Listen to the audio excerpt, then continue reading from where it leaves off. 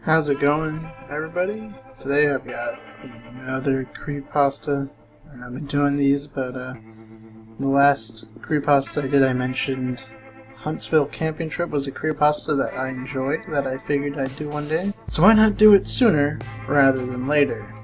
I don't want to take up too much of your time, so I'll keep this intro nice and short, and we can get right into Huntsville camping trip.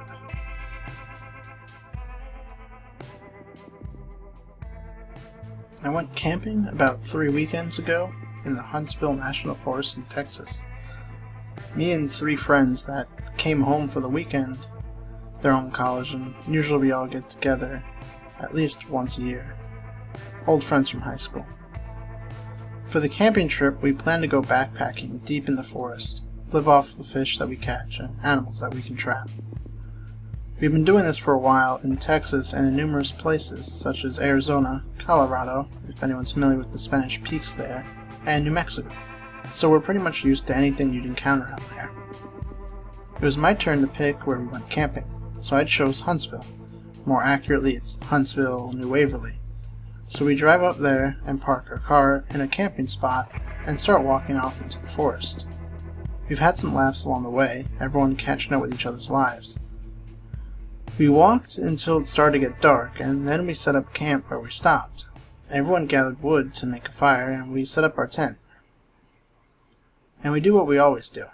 Try and scare each other with weird stories.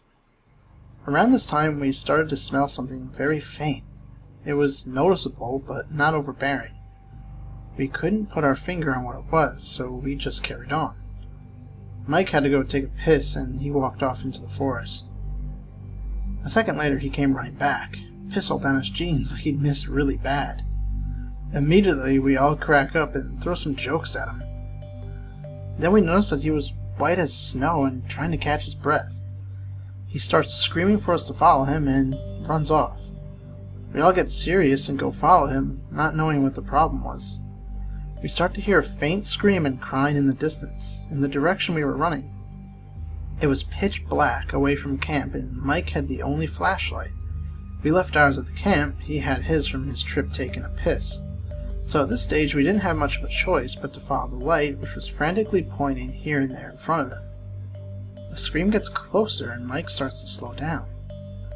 We all then notice a ratty old cabin that looked like it was abandoned, except for a faint light that we could see from one of the old mildew-covered windows.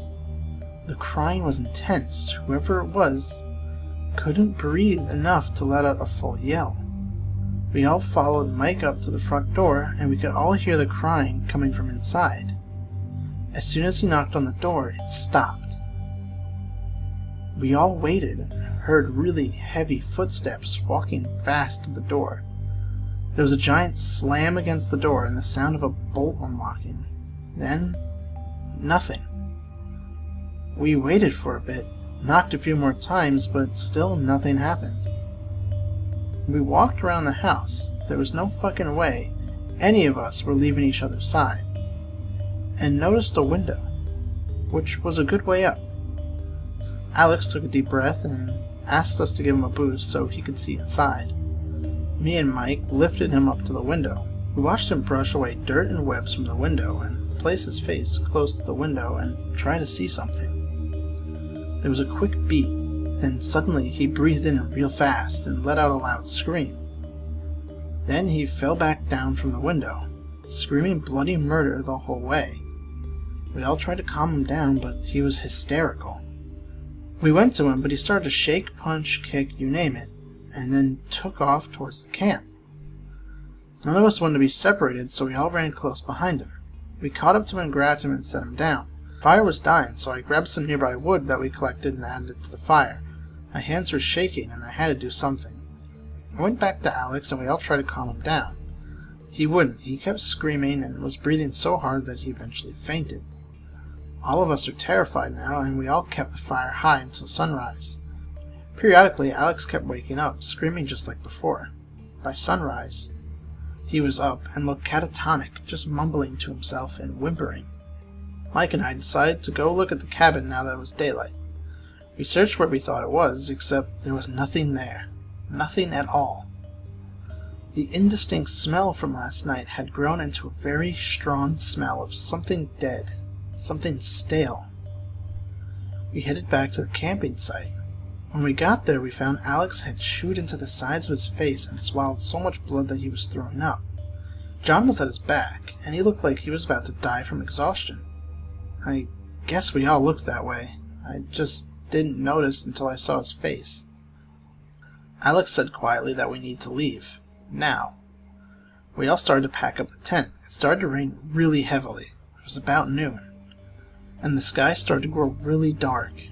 Alex started to go into a panic. He went and grabbed a big stick and yelled at us all to leave it and leave now, or he'd knock us out and drag us out of there himself. Mike started to yell at him, and they started to fight. We broke it up and finished packing, and then started to make our way back. After a little while, we arrived at a creek that we had crossed the previous day, only now it was flooded over and the water was moving too fast for us to cross it.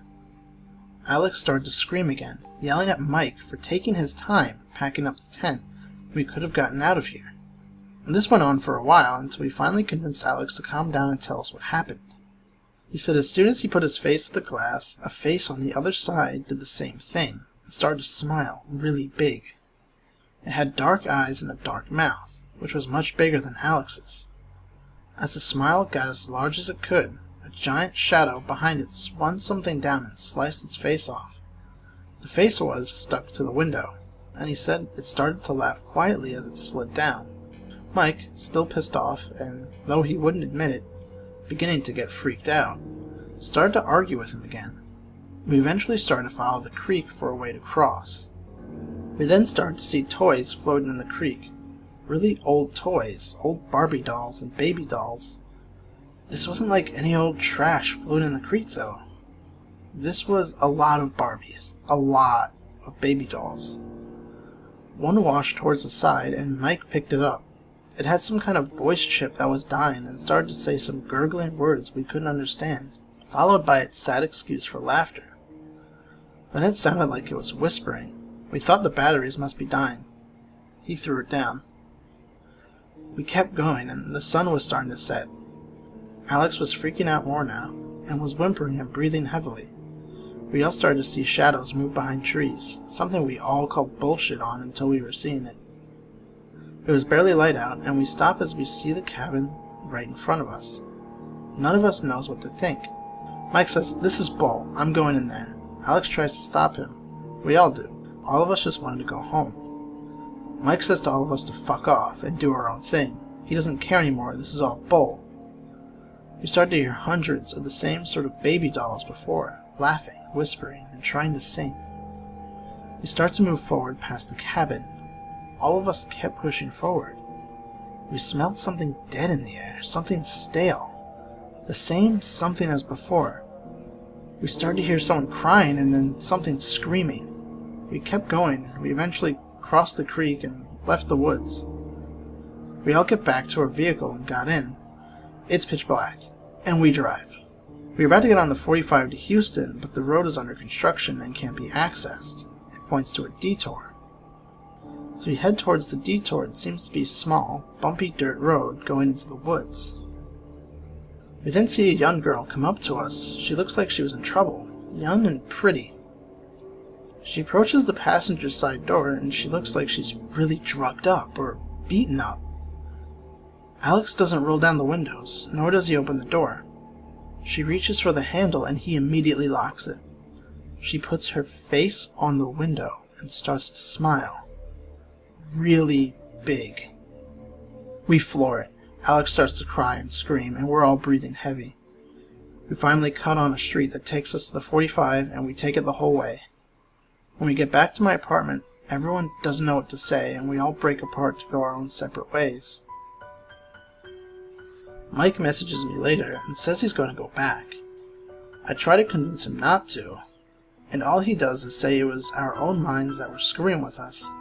I think he just wants to prove to himself that he wasn't scared. I can smell that stench everywhere now. I don't go out anymore, I just stay in and don't answer the door. Last week, everyone I met was acting really strange. People that I knew for a long time, and total strangers. My own dad, when I went to his place to eat supper with him, he just watched me, strangely. When I was sitting down, he didn't say a word the whole time. I kept asking him, "What's wrong?" He just slowly shook his head. When I was leaving to go home, I turned to wave. He had black eyes and an open mouth like he was in pain. When I started to walk back, he shut the door and bolted it. I stayed there, knocking and knocking. Nothing. I called him. His phone was disconnected. I even called the police. Halfway through the questions they were asking me, the connection started to fade into static. I could hear a faint mumbling, singing and laughing. Mike has completely vanished. There's not even a record of him ever being alive. When I call Alex's house, they talk to me like I'm some sort of salesman. They say they don't know any Alex and to please stop calling. The person who tells me that is Alex's mother. I can't get a hold of John. Someone knocked on my door, and when I went to look, I saw a face completely covering the people, and a giant smile started to form. I called the cops again, and instead of it turning into static, they got really strange. "Sir, are you affected by any drugs at this moment?" "No." "Are you coming home soon?" "Excuse me?" "Come home." And the phone call ended. My mail slot swings open every now and then. Someone is sliding pieces of baby dolls through it. I try to call people now and then. All I hear is static and bad baby doll noises and this crying and screaming. My TV is busted, but when I go to piss, I can hear it on.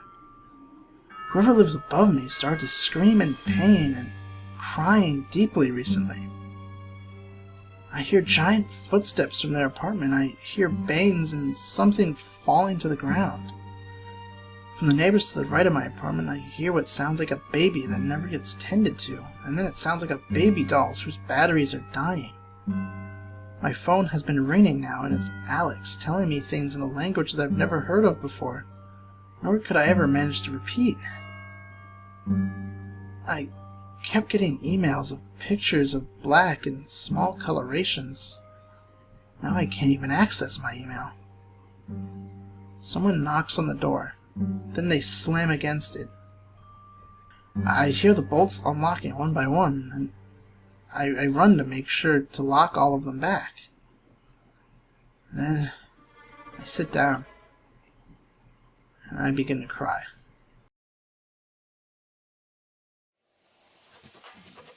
And that was Huntsville camping trip. Hope you all enjoyed. It's a bit of an oldie, but it's still good. If you liked the video, you can go ahead and leave a like. If you disliked, you can go ahead and leave a dislike and comment. Tell me what you thought. I know if you watched last week's video, you already kind of knew it was kind of a mindfuck ending, but I hope it was enjoyable nonetheless. I really do enjoy this one. I think the ending's weird and creepy, and the events are just so bizarre, it's kind of unnerving. Anyway, that's it for this video. You guys all have a good day or good night, and I'll see you guys next time.